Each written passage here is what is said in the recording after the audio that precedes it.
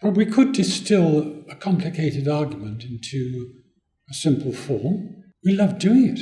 We really did love doing it. We loved the one we did after Mrs. Thatcher. We did John Major. That was really good because the poll was so far behind in the polls. That was a delight to do. We had a good client then. Again, it was the client then was a chap called Sean Woodward. He was excellent.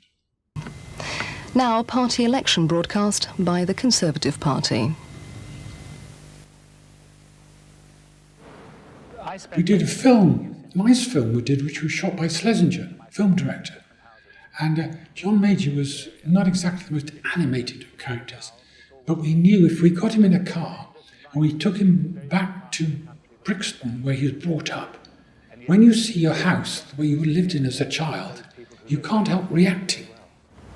Can we turn left into Atlantic Road in a moment, please? I think I'd like to go down there and have a look.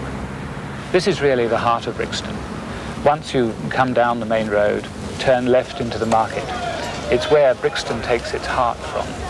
And everybody who lives in and around the area is familiar with Brixton Market and goes there and shops there.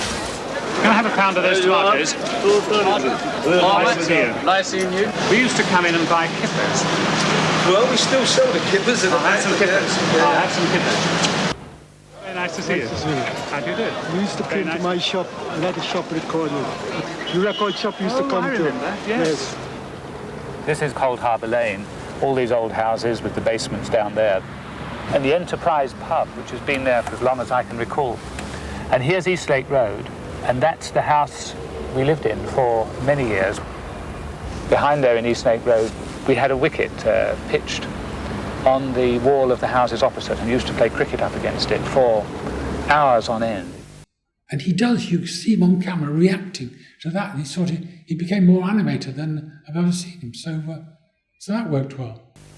When I was in my mid-teens, we moved to Burton Road. Where you see the house ahead, with the two white arches, immediately opposite there, that is where we lived. Now, is it still there? It is. It is. It's still there. It's still there. It's hardly changed.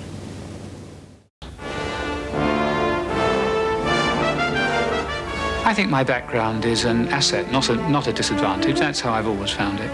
I think the principal point about making policy is that it is made up of two components.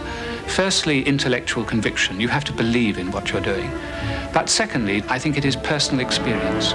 If you've done something, or seen it, or been it, or felt it, then you can understand what it means, and you can understand how it affects other people in their own individual lives.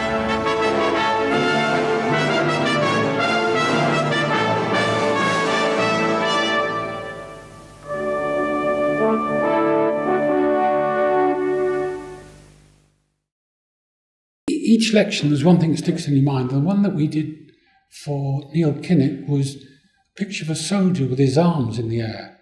And the headline said, Labour's policy on arms. It was nice, simple poster.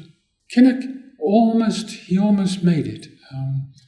But then he had that famous speech in Sheffield, where he sort of was just gloating over the success that he hadn't yet got. I think the public just turned against him.